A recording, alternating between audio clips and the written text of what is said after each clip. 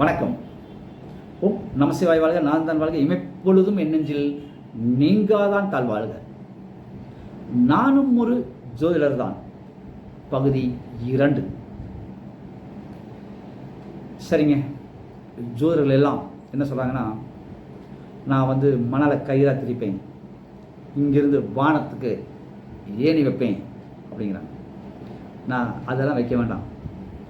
ஒவ்வொரு ஜோதிடரும் அவர்கள் குடும்பத்தில் நடப்பதை சொல்லி அவர் குடும்பத்தில் பெயர் வாங்கி யாராவது ஒரு ஜோதிட சொல்ல பார்க்கலாம்.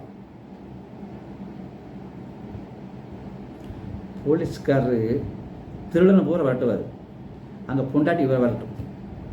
இது போலீஸ் வாழ்க்கை. வாத்தியார் வீட்டில் பெரம்பெடுத்து பையனை குண்டு குண்டியாக அடிப்பாங்க, அங்கே வாத்தியார் பொண்டாட்டி அவரை குண்டு குண்டியாக அடிக்கும். இது வாத்தியார் வாழ்க்கை. உழைச்சு உழைச்சு உழைச்சு உழைச்சு ஊருக்கு போடுவான், வீட்டுக்கு அவனுக்கு மதிப்பு இருக்காது. அப்போ ஊருக்கு உழைப்பவன் அவன். எல்லாருக்கும் நல்லா செய்வான், ஆனால் நல்ல பேர் வராது. விஜயகாந்த் மாதிரி. விஜயகாந்த் இத்தனை பேர் சோறு போட்டாங்க, செத்த முன்னாடி தான் வருது. உயிரோடு அவர் சொன்னாரா? சொல்ல. அந்த மாதிரி. அப்போ நானும் ஒரு ஜோதிடர் தான் அப்படிங்கிற வரிசையில் சிலர்கிட்ட நான் கேட்குற, சில ஜோதிடத்தை கேட்குற கேள்வி அதுவும் குறிப்பாக இந்த பரிகாரம் சொல்பவர்கள், பரிகாரத்தை விளம்பரப்படுத்தவர்கள், பரிகாரத்தால் சம்பாதிப்பவர்கள், பரிகார கிளாஸ் எடுக்கிறவங்க கிட்ட நான் சொல்கிறது, உங்கள் குடும்பத்தில் ஒரு வருடத்திற்கு நடக்கும் பலன்களை இன்னாருக்கு இதை நடக்கணும், ஒரு வருட பலன் சொல். அது நடந்து விட்டால் 10 லட்சம் பரிசு. ரெடியா? நானும் ஒரு ஜோதிடர் தான்.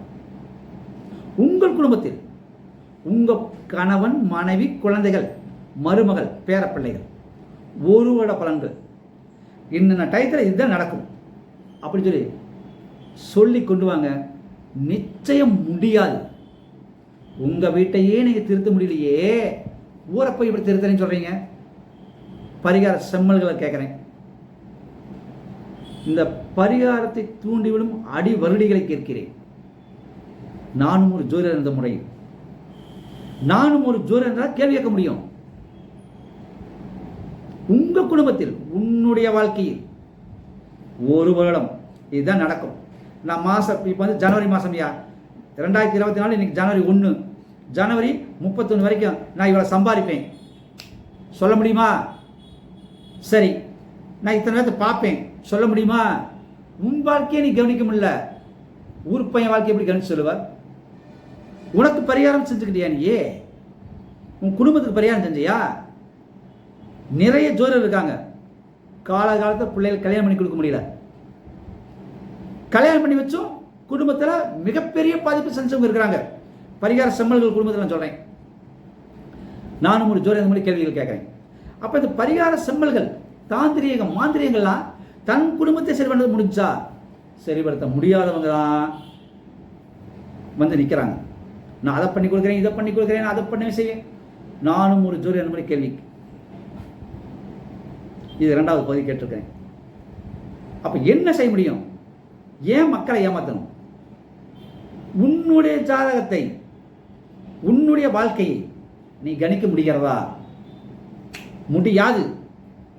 இறைவன் ஒருத்தன் தான் கணிக்க முடியும். உன்னுடைய ஜாதகத்தை நீ கணிக்க முடியாதப்ப பிறருடைய ஜாதகத்தை கணிச்சு பலன் சொல்லி அது நடைமுறைக்கு ஒத்து வருமா? மக்களே திருந்துங்கள். எத்தாம் பெரிய ஜோதிடர் இருந்தாலும் சரி, அவருடைய வாழ்க்கையில் ஒரு வருடம், ஒரே ஒரு வருடம், 2024 இப்போ நடக்குது. 2000 ஜனவரி 2024 டிசம்பர் 31க்குள்ள எங்கள் குடும்பத்தில் இதுதான் நடக்கும், எனக்கு தான் நடக்கும், என் பொண்ணாடிக்கு தான் நடக்கும், என் பிள்ளைக்கு தான் நடக்கும், என் பையனுக்கு தான் நடக்கும், என் பேர பிள்ளைக்கு தான் நடக்கும். எழுதி கொடுத்துட்டு நீங்கள் நடத்துங்க பார்க்கலாம். நடத்த முடியாது. 50% பலன் வர்றதே சிரமம் தான். அப்புறம் போய் நான் உலகத்தை திருத்தறேன், நான் ஜூம் மீட்டிங் போடுறேன், ஜூம் மீட்டிங் போட்டு சம்பாதிக்கிறதுக்கா? கிளாஸ் எடுக்கிறேன் சம்பாதிக்கிறதுக்கா? அந்த காசு விளங்கிடுமா? ஒட்டிடுமா? பிற ஏமாற்றி பிழைக்கிற காசு ஒட்டிடுமா உடம்புல? குடும்பம் நல்லா இருக்குமா? குடும்பம் குண்டி தூக்கிட்டு போயிடும். நிறைய குடும்பத்தை பார்த்து ஜோதிடர்கள் குடும்பத்தை எத்தனை ஜோதிடர்கள் ஆராய்ச்சி. நானும் ஒரு ஜோதிடம் சொல்றேன்னா இது ஒரு பகுதி. எம்ஜிஆர் ஒரு கட்டுரை எழுதிட்டு வந்தார். நான் வாழ வைப்பேன், நான் ஏன் பிறந்தேன் அப்படின்னு எழுதினார். இப்போ தான் நானும் ஒரு ஜோதிடம் ஒரு இது எழுதிட்டு வரேன், சொல்லிட்டு வரேன். இது எதுக்கு? ஜோதிடர்களுக்காக தான். ஜோதிடர்களை திட்டணும்னாலும் ஜோதிடர்களை பற்றி பேசணும்னாலும் ஒரு தகுதி வேணும். அந்த தகுதி எனக்கு இருக்கிறதா இந்த பதிவு. அப்ப மக்களை ஏமாத்தி பிழைக்கிறவன் நல்லா இருக்க முடியாது. பதில் சொல்லியது கடவுள்கிட்ட. கடவுள் இருக்கிறானா இல்லையாங்கிறது தெரியாது. ஆனால் நமக்கு மீறிய சக்தி இருக்குது, அதை நம்மை ஆக்கிரமித்துக் கொண்டு இருக்கிறது.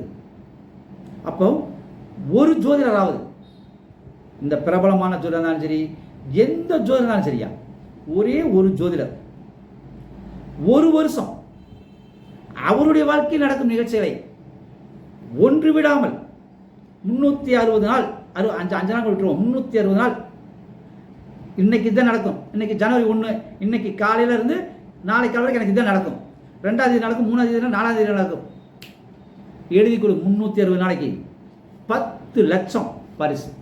இல்லையா நீ 10 லட்சம் எனக்கு கொடுத்துட்டு போகணும். எந்த ஜோதிடர் வர்றீங்க வாங்க பார்க்கலாம். ஏன்னா இது விளையாட்டல்ல, வேடிக்கை இல்லை, ஆதங்கம் அல்ல, அனுபவம். அனுபவத்தால் இந்த பதிவு. நானும் ஒரு ஜோதிடர் பதிவு போட்டிருக்கேன். நானும் ஒரு ஜோதிடன் என்ன, எம்ஜிஆர் சொன்ன நான் ஏன் பிறந்தேன் எழுதினாரு. இப்போ நான் ஒரு ஜோதிடன் எழுதிட்டு இருக்கிறேன். என்ன காரணம்? திறமை இருக்கிறவன் எங்க இருந்தாலும் பிழைப்பான். கரும்பை தேடி எறும்பு போகும், எறும்பை தேடி கரும்பு வராது.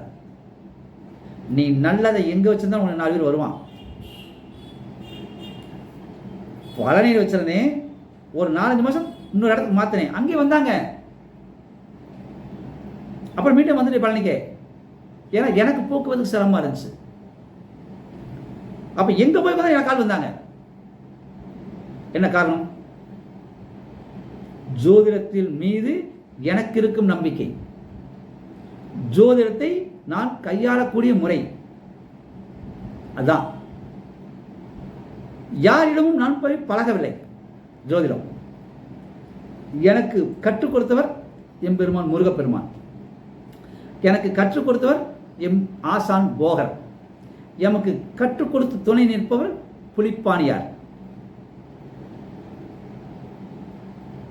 அப்ப இந்த துறை சாதாரண துறை இல்லை. இதை வச்சு பொழைக்கிறப்ப ஆதங்கப்பட்டு போடல, அனுபவப்பட்டு போடுறேன்னு சொன்னேன். யார் மீதும் எனக்கு பொறாமை கிடையாது. ஏனென்றால் எவர்தையும் இல்லாமல் நான் யூடியூப் சேனல் ஆரம்பிச்சேன். ஏன்னா இன்னொருத்தர் யூடியூப்ல போய் நான் இதெல்லாம் பேச முடியாது, அதுக்காக நானே ஆரம்பிச்சேன். இன்னொருத்தர் யூடியூப்பை வச்சு அவங்க புகழை நான் வாங்கி கிடையாது. இன்னொரு யூடியூப்புக்காரன் தான் நம்ம தூக்கி விடணும் அப்படின்னு நினைக்க கிடையாது. எனக்காக ஒரு சேனல், என்னுடைய கருத்துக்காக ஒரு சேனல் ஆரம்பிச்சேன். நான் என்னுடைய கருத்துக்கள் ஆணித்தரமானவை, பசுமரத்தாணியில் பதிந்தது போல் பதியும். பொய் சொல்ல எனக்கு தெரியாது, மெய் சொல்கிறேன். மெய் இன்று கொஞ்சம் லேட் ஆகலாம், எப்பவுமே உண்மை மெதுவா போகும், பொய் பொய்ய வேகத்தில் போகும். இப்ப பொய் சுனாமி வேகத்தில் போயிட்டு இருக்குது. சுனாமி போய் எல்லாம் அழிச்சு முடிஞ்சிருச்சுன்னா அதோட பொய்யோட வேலை தெரிஞ்சிடும். அப்புறம் மூடிட்டு எல்லாம் வேலையை பார்ப்பாங்க. அப்ப என்ன அனுபவம் அப்படிங்கிறது அதிக விலை கொடுக்க வேண்டியது வரும். அந்த அனுபவத்தை காசாக்கக்கூடியவர்கள் யாரு? சதுரங்க வேட்டையாடக்கூடிய ஜோதிடர்கள். அப்ப நானும் ஒரு ஜோதிடர் அப்படின்னா யார்? மக்களிடம் நேர்மையாக இருப்பவர்கள் யார்? மக்களுக்கு நல்லது செய்பவர்கள் யார்? மக்களை நல்வழிப்படுத்தக்கூடியவர்கள் யார்? சொல்லுங்க.